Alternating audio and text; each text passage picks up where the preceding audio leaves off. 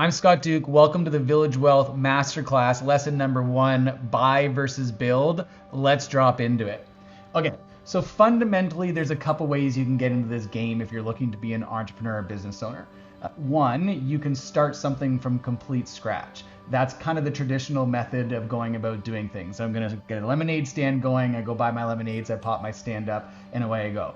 The second way of getting into entrepreneurship is to purchase a franchise. This is the more traditional, comfortable route where you're going to, you go to a franchise show, maybe you get a franchise magazine. Inc. magazine's classic for that. The whole back of it's all franchises. And you kind of cruise through and figure out which one you want. That's option number 2, and that falls into the buy technically. Then there's maybe a less traditional or less known of way that's becoming much more popular now, kind of the M&A way, the mergers and acquisitions way, the purchasing your own company way from a company that's already in existence. That's the buy method. And that's what we're going to talk a little bit today, why the buy method maybe has a little bit more of appeal to it nowadays than the build and start from scratch as that traditional founder grinding it. Now, to give you a little bit of background on myself first before we get into it, I've started 11 companies. 8 of those I did it the grind out way. So I've had a hot dog cart, I've had a boat cleaning company, built the biggest wakeboard facility in North America. These are things that I started from scratch, and it's a lot of grinding, a lot of work to get things off the ground. Then a couple other companies that I've started, or at least I've run, I purchased. And 3 of those businesses that I purchased, it basically gets you to the point where you hit the ground running. You start where an entrepreneur's left off. And depending on whether that entrepreneur got the company to, you have cash flows that are amazing right out of the gates. So let's talk about the main 5 reasons why buying a business and starting running is potentially better than starting a business from scratch and kind of grinding it out. Number 1, top of the charts, the main reason for purchasing a business versus starting one from scratch is it's proven. This is an absolutely proven process. Depending on how long that business has been running, 5, 10, 15, 35 years, the market has already said, hey, we want your product, we want your service, and we want to trade our money in exchange for it. That's really what you're looking for. It completely eliminates that starting from scratch and having to build things up and do the market testing, all the R&D, and figure out what the market's going to actually respond to and pay you for.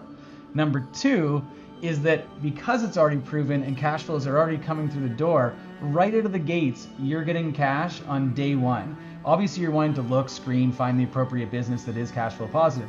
But when you do that, you turn the key, you open the door, on day 1, cash flows coming in a positive nature. You don't have to go through those 3, 4, 5 years of funding the company to get to that point of profitability. It is profitable on day 1. Number 3 is you have more financing options that have been unlocked to you now. Banks really like looking at businesses that already have a history and they have a proven cash flow, and they can just put it into their system, make sure the debt service coverage ratio works, and then lend you the money.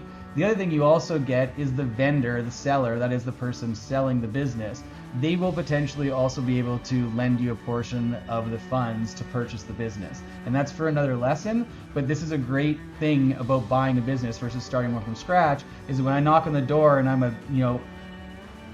a brand new business and I just have an idea on paper, the banks are a little bit skeptical for that, unless they're venture funds and you're doing something massive. But for the most part, banks are like, there's some risk there. Whereas if you come to the door with a letter of intent to purchase business that has already been established for umpteen years, you're in a much better spot for getting financing. Number 4, you now already have a team and process in place. I can't stress this enough. The time it takes to hire, recruit, steal great people off of other businesses, whatever it is, so you can get top tier talent, they're already there in this business operating day to day. So the whole hiring process of finding people and building the business is completely eliminated because they're already there.